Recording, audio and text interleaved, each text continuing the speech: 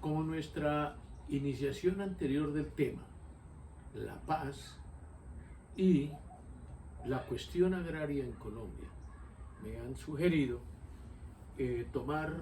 muy brevemente dónde nacen los conflictos por la tierra, las reclamaciones por ese derecho a tenerla y por consiguiente si hay un conflicto, una guerra, tiene que hablarse de la paz. Entonces tendríamos que remontarnos muy brevemente, como lo he dicho, a la época en que Colón firmó las capitulaciones, o sea, el contrato con los reyes de España, cómo debía hacerse y solucionarse la cuestión de las tierras. En las capitulaciones de ese contrato y sus clausulados, se habló de que Colón podía entregar tierras a aquellos descubridores y a sus hombres más tarde y a sus soldados, a sus marineros acompañantes. Eso se sucedió en esa época más que todo en la conquista ya y en la colonia. En la conquista pues se trata de abrir terrenos nuevos, abrir áreas nuevas, conocer nuevas áreas, y ya la colonia son los asentamientos de pueblos y ciudades con más estabilidad. Es por eso como de esas épocas entre el siglo XVI, el siglo XVII, más que todo se producen los repartos de tierras y la ocupación de ellas, inicialmente por las compañías y las comunidades religiosas que vinieron a evangelizar. Es por eso que, por ejemplo, dominicos, agustinos y las demás comunidades religiosas, con la forma de evangelizar, van apropiándose y van ocupando tierras y van quedando bajo su dominio, inclusive a costa de aquella ancestral explotación que hacían las comunidades indígenas de la época. Posteriormente, la corona española comienza a entregar tierras a los conquistadores y a los colonizadores a través de las famosas encomiendas, y a través de 2 o 3 siglos también esas familias españolas de los encomenderos van por tradición adquiriendo esas tierras por la merced y por el título real.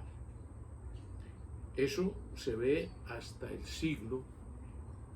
XIX, cuando ya se produce el levantamiento independentista de la corona española y de las colonias del Imperio Español. Hasta aquí sería lo que dejamos en el anterior, muy sintéticamente en el anterior tema que se trató. Entraríamos a lo que se habló sobre Bolívar, cómo hizo por la insinuación de el gobernante de Haití, Alejandro Petión, que le dijo que para tener un ejército fuerte, disciplinado y supremamente guerrero, debía prometer la libertad de los esclavos y la entrega de tierras. Bolívar se encontró en el primer caso de que cuando de Haití parte, llega a la isla Margarita y allí hace la proclama de dejar libres a todos los esclavos dentro de los territorios que son colonias, sobre todo la Capitanía General de Venezuela hasta ese momento y la Nueva Granada, del Virreinato de la Nueva Granada. Entonces, al hablar de la libertad de los esclavos, Bolívar se encuentra el primer escollo, o sea, la primera oposición supremamente grande de todos los terratenientes latifundistas que tienen sus predios, sus latifundios por la merced real o como en su calidad de encomenderos. Ellos tenían la explotación también del trabajo de los esclavos traídos de África. Eso es una de las cosas en las cuales se enfrenta Bolívar. Y cuando él hace esa proclama desde Margarita frente a la costa continental venezolana, pues tiene que luchar y pensar de que se debe enfrentar a los mantuanos y a esta gente capitalizada ya con la explotación del trabajo de la esclavitud sobre las tierras, diciendo que el mismo Bolívar era de la clase de ellos porque había heredado, por ejemplo, la hacienda San Mateo, que de su padre tenía esclavos. Bueno, esa controversia la sufre ya Bolívar. Y por consiguiente, si promete entregar las tierras a los esclavos libertos o a aquellos soldados que lo van a acompañar en la gesta libertadora o en la lucha libertadora, entonces con más razones hay oposición de esa clase dominante, como lo son los criollos y los españoles, dueños de territorios muy amplios que les ha conferido la corona. Después de haberse liberado las colonias de España, es cuando viene una repartición de tierras que la hace Bolívar, pero sobre todo sobre terrenos aislados o sectores aislados de los centros, a favor de los oficiales que lucharon. Podríamos en este momento poner solamente dos ejemplos clásicos. El caso del general Juan José Reyes Patria, que luchó en esa campaña libertadora y antes de la batalla del puente de Boyacá y del pantano de Vargas, que fueron subsiguientes la primera a la segunda. Entonces, ¿qué ocurre? Que en una escaramuza que hubo frente a Gamesa, en singular combate, Reyes Patria acaba con un comandante español sobre el puente de Gamesa. Esto y la colaboración de 60 caballos de sus haciendas hace que el general Bolívar le dé la categoría no solo de gran oficial de la Fuerza Libertadora, sino que le cambia su segundo apellido por el de Patria. Por eso se llamó Juan José Reyes de la Patria o Patria.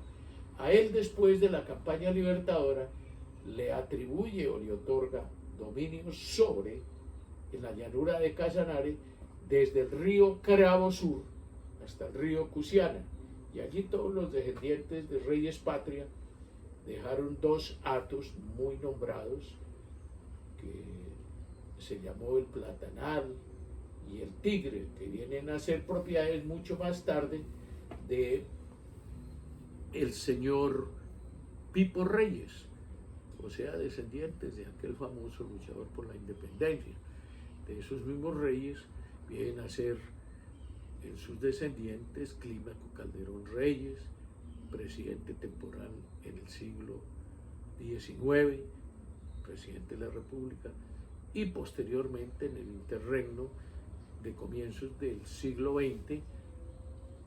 el general Rafael Reyes. Esa es una síntesis de lo que concedió Bolívar para Reyes Patria y sus descendientes. También hay otro predio que se le entregó a un luchador que vivía en las cabeceras y entradas a Casanare, por ese camino ancestral que comunicaba a la llanura casanareña con el altiplano cundinamarqués donde está Santa Fe de Bogotá, a favor de José Joaquín Acosta y Berbeo, nieto del director de los comuneros Juan Francisco Berbeo y Plata. El señor José Joaquín Acosta y Berbeo adquiere una tierra entre el río Túa y el río Upía, hasta su desembocadura en el río Meta. Allí, naturalmente, que funda un hato que se denominó la libertad en honor a la gesta emancipadora, en la que él había participado entre los años de 1814 a 1817, con los hermanos José y Vicente Almeida y con otros patricios que procuraban, inclusive antes de llegar Bolívar, a organizar y llegar a los sectores puramente y épocas de la batalla de Pantano de Vargas, de la campaña libertadora y la batalla de Boyacá, antes que ellos, lograron hacer unas guerrillas denominadas así contra las huestes españolas. Esto quiere decir que a José Joaquín Acosta y Bermeo, padre de José de los Santos Acosta Castillo, presidente en el siglo XX, en 1867, y fundador de la Universidad Nacional, tuviera como aporte de su lucha esos terrenos que llamó la libertad a partir de 1830. Hasta aquí podrían darse dos ejemplos de lo que Bolívar otorgó a sus directores que lucharon por la independencia, así como a algunos otros privilegiados. Pero en general a la gleba no se le otorgó ninguna reforma ni favorabilidad por las oposiciones enormes que tenían de la clase terrateniente proveniente del dominio de la tierra desde la colonia.